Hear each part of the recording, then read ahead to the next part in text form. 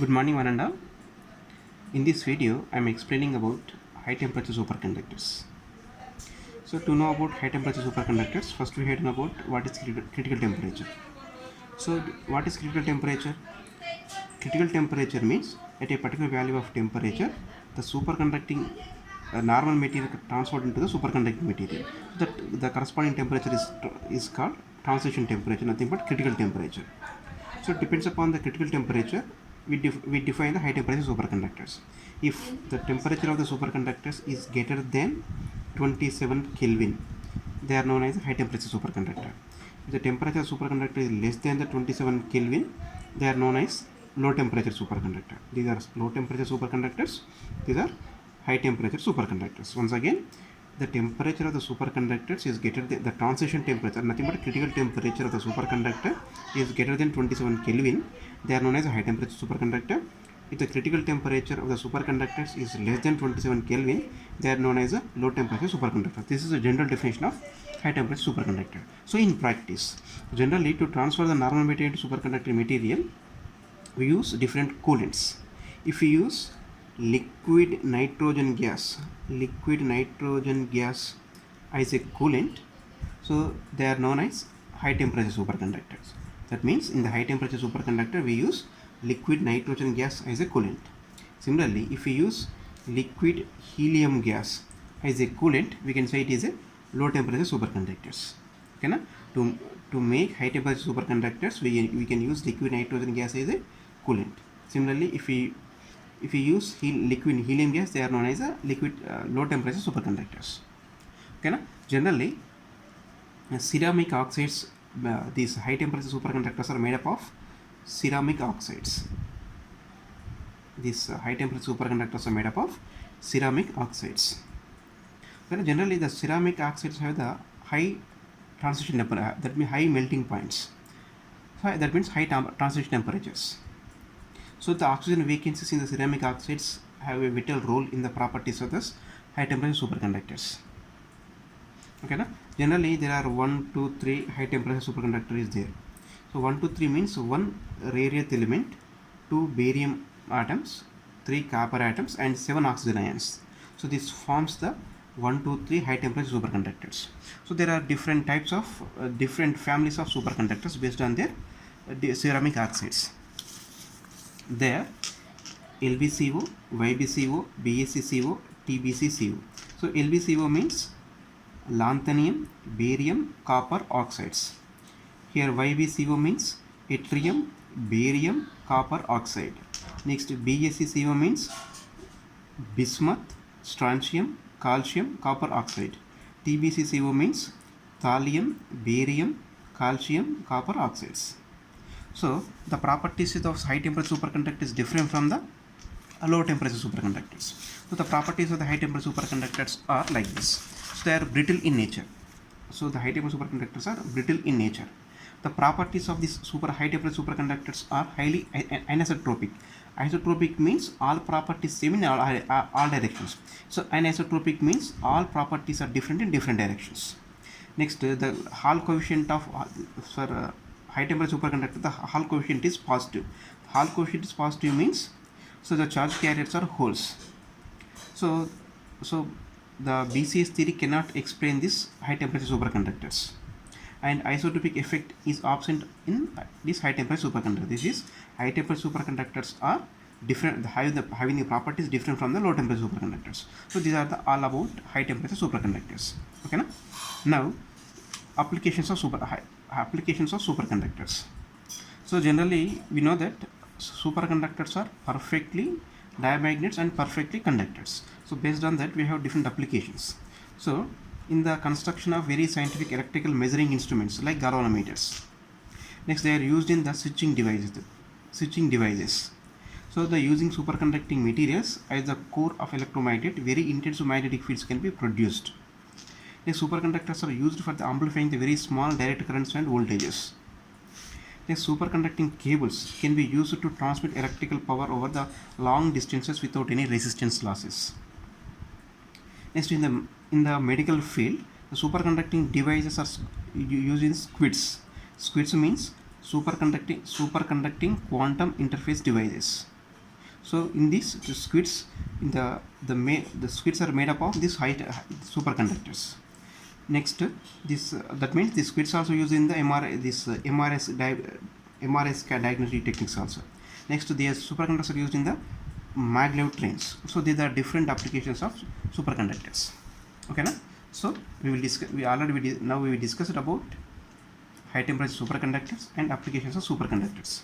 Now we will deal some problems about the superconductors. So in superconducting chapter, so we have the main formulas are the critical field required to destroy superconductivity is a function of temperature is given by Hc of T is equal to Hc of 0 into 1 minus T by Tc whole square. Here Hc of T is a critical field at a function of temperature. Hc of 0 is a critical field at 0 Kelvin, and T is a temperature, Tc is a critical temperature. Next, the critical current flowing through the superconducting ring of radius r is given by Ic, that is 2 pi r Hc. Hc is the critical magnetic field. Next, based on this we will do some problems. So first, here the first problem. So the critical magnetic field for aluminum is 7.9 to 10 power of 3 ampere per meter. So calculate the critical current which can flow through the long thin superconducting wire of aluminum of diameter 10 power minus 4 meters. Okay, once again, the critical magnetic field for aluminum is 1.9 into 10 power of 3 ampere per meter. So calculate the critical current which can flow through a long thin superconducting wire of aluminum of diameter 10 power of minus 4. Now they give diameter, that is capital D value. So from that we can find R value. Next, they have what they given critical magnetic field, that is they have given Hc. What we have to find? We have to find the critical current. Critical current is the formula. What is the formula of the critical current? Ic is equal to 2 pi r into Hc. So we know R, that is from the diameter we can find out the R. They have given Hc. So Ic is equal to 2 pi r Hc. You can substitute. You can get 2.48 angstroms. So 2.84 angstroms. Sorry, amperes. So this is one problem. Next problem.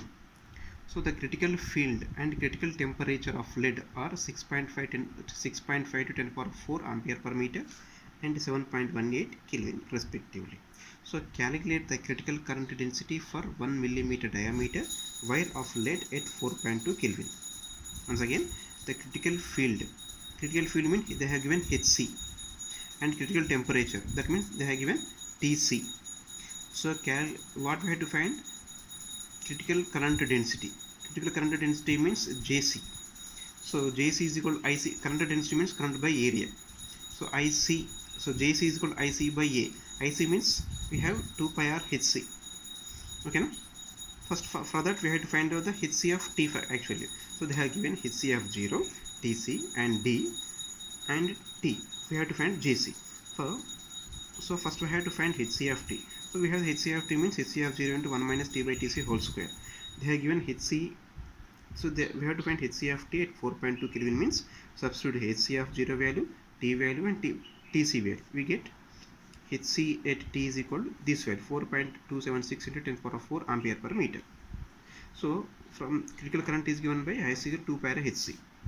So Jc is equal to current per area. So Ic is equal to 2 pi r Hc by area is equal to pi r square. So r get cancelled and pi get cancelled. Jc is equal to 2Hc by r. Substitute Hc value and r value. We can get 1.71 into 10 power 8 ampere per meter. Okay, na? So here Jc means current per area, na? That's why current is ampere, like that. Ampere per meter square, like that. Ampere per meter square actually it is. Next, a superconducting lead has a critical temperature of 7.26 Kelvin at 0 magnetic field and critical field of 8.8 power 5 ampere per meter at 0 Kelvin. Find the critical field at 5 K. Okay, now what are you getting? Superconducting lead has a critical temperature means they have given what they have given Tc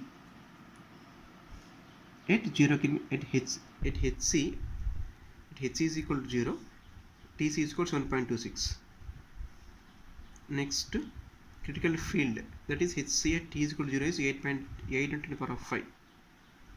or they ask find the critical field at 5k, that is Hc of t. So we have that formula, Hc of t is equal to Hc of 0 into 1 minus t by Tc whole square. We want Hc of t, t means at 5 Kelvin, so Hc of 5 Kelvin is equal to Hc of 0 means 8 into 10 power of 5, 1 minus t. What is the t value here? Function of temperature, no? That means at 5 Kelvin we have to find Tc is the critical, so 7.26. If substitute we get 4.8 power of 5 ampere per meter. Now last problem. So the critical field and critical temperature of lead are 6.5 to the power of 4 ampere per meter and 1.18 Kelvin. So respectively, to what temperature it must be cooled to become a superconductor in a magnetic field of 2 into 10 power of 4 ampere meter. Okay, once again, the critical field and critical temperature of lead are 6.5 to 10 power of 4 ampere meter and 7.18 Kelvin respectively. So to what temperature it must be cooled to become a superconductor in magnetic field of 2 into 10 power of 4 ampere per meter. So here what they first write down what they have given on the left side. So what they have given here, they have given Hc of 0 is Hc of 0 means critical field, that is 6.5 to 10 power of 4, and critical temperature Tc 7.18, and they have given magnetic field at particular temperature Hc of t is equal to 2 into 10 power of 4. So what we have to find? We have to find the temperature. So in the formula, so these are the formula. Hc of t is equal to Hc of 0 into 1 minus t by Tc whole square. They have given Hc of t. They have given Hc of 0. They have given critical temperature Tc. From this we have to find temperature. Substitute all this value, Hc of t, Hc of 0, Tc value in this expression. We get T as like this. So 5.97 Kelvin. So do this problem as a homework. So a given superconductor has a critical field of 1.4 into 10 power of 5 and 4.2 into 10 power of 5 ampere per meter at 14 Kelvin and 13 Kelvin respectively. Calculate its transition temperature and critical field for 4.2 Kelvin. Okay, same problem. The same concept is same. The formula is same. So write down once again. A given superconductor has a critical field of 1.4 into 10 power of 5 ampere meter and 4.2 into 10 power of 5 ampere per meter at 14 Kelvin and 13 Kelvin respectively. So calculate its transition temperature and critical field for 4.2 Kelvin. Okay, do it as a homework. Thank you. Right.